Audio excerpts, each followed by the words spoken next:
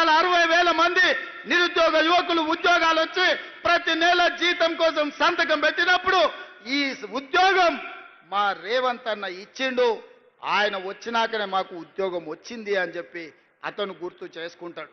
ఇవాళ గవర్నమెంట్ స్కూళ్లలో రెసిడెన్షియల్ పాఠశాలల్లో చదువుకుంటున్న విద్యార్థులకు 40% డైట్ ఛార్జెస్ పెంచడమే కాదు, ఆడబిడ్డలకు 200% కాస్మెటిక్ ఛార్జెస్ పెంచడం కదా. ప్రతి నెల అవి పొందినప్పుడు ఆ బిడ్డలు గుర్తు చేసుకుంటారు.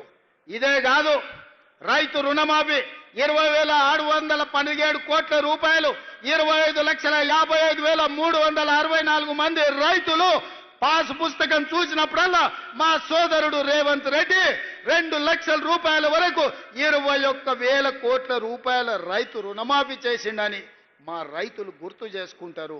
ఈ విధంగా చెప్పుకుంటూ పోతే 50 లక్షల కుటుంబాలు ఇవాళ 200 యూనిట్లు ఉచిత కరెంటును ఈ రోజు పొందుతున్నాయి.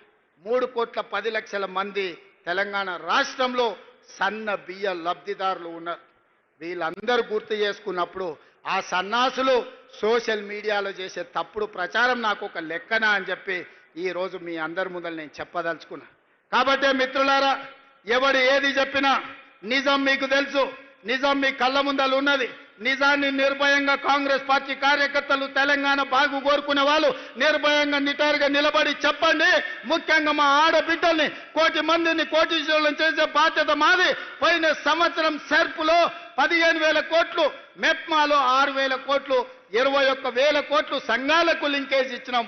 ఈసారి ఇప్పటికే 15,000 కోట్లు లక్ష్యం పెట్టుకుంటే 20,000 కోట్ల రూపాయలు ఈ సంవత్సరం కూడా మా ఆడబిడ్డలకు బ్యాంకు లింకేజ్తోని మా బట్టి గారు అందించారు.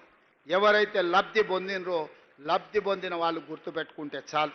ఎవడైతే తప్పుడు ప్రచారం చేస్తుండో కడుపు నిండా విషం పెట్టుకొని ఆ విషంతో విష ప్రచారం చేయడం ద్వారా మన ప్రతిష్టకు భంగం కలిగించాలనుకుంటున్నారు.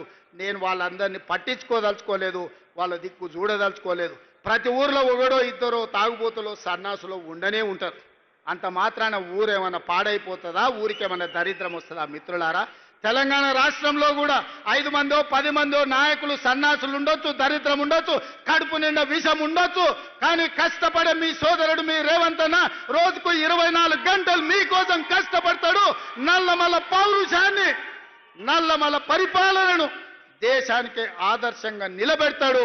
ఈ రాష్ట్రాన్ని అభివృద్ధి పదం వైపు నడిపించడానికి ఆశీర్వదించి అండగా నిలబడ్డందుకు మీకందరికీ మనస్ఫూర్తిగా ధన్యవాదాలు తెలియజేస్తూ మీ అందరి దగ్గర సెలవు తీసుకుంటున్న మిత్రులారా, ధన్యవాదాలు.